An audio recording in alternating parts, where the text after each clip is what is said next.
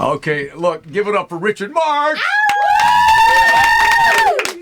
I got to first of all start off by saying that you know, Dorian Gray. Look at you. Oh, you have every hair. You have every you know. Come on. And you know what is a compliment to you, Richard, too, is the fact that other musicians. I did take the time to check with other musicians, and your voice has never changed. Keith Urban said, you know, he's a musician's musician. Oh, so I pay him a lot of money. What do you what do you think that means?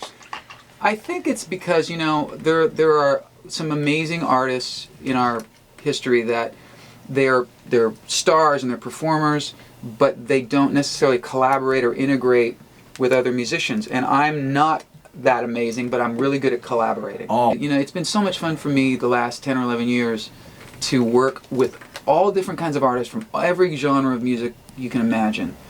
And because really at the end of the day, that's what I think of myself. When I travel out of the country, you know, you got to fill out the passport forms. And they say occupation. I never put singer. I always put songwriter. Do you really? Yeah, that's what I think. But interestingly enough, you told, I think it was Brian Gumble one time, you said, you know, I've written so many songs. I've never written a song where when I finished it, I thought it was a hit. Never. Now, why is that? Because I'm stupid. I'm the worst. I just write songs that I like. And it's funny, you know, the more it's sometimes like Right Here Waiting, which is arguably, you know, the song that most people know of mine.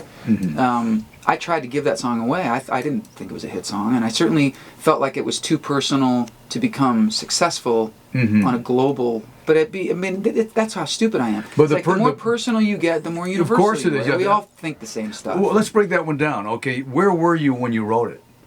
My wife, we were dating at the time, Cynthia, and she was making a film in Africa.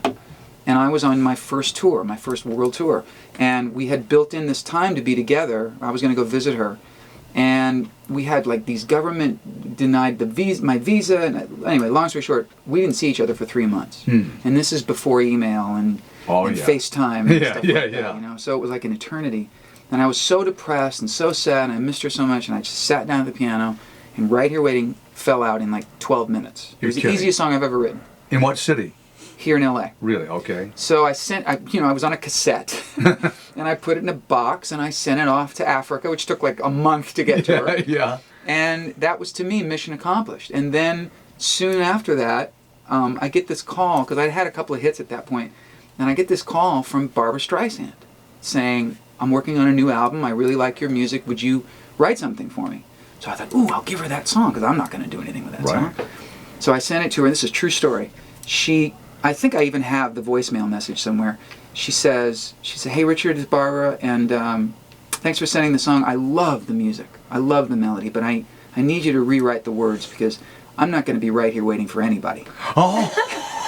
Really that is so very Streisand. So I thought, okay, I'm not going to rewrite the words. I'm going to keep this song. Yeah. And then I finally relented and recorded it. And no, it's, you know what? When somebody else adopts a song that you've written for your own selfish purposes to their own lives, and I mean not to get too serious, but I mean I've had widows of soldiers come up to me and say, you know, Right Here Waiting was my song with my husband. Or, I mean, I don't even know how to respond to that. You know, it's just such a privilege. I've seen that happen. You just give them a hug and you move on. What else do you do? You know? So, I mean, now, would you write a song for Lady Gaga? Sure, if she'll ask me. Yeah. I think she's kind of got it covered, though. No, I would doing love just to hear fine. one of you.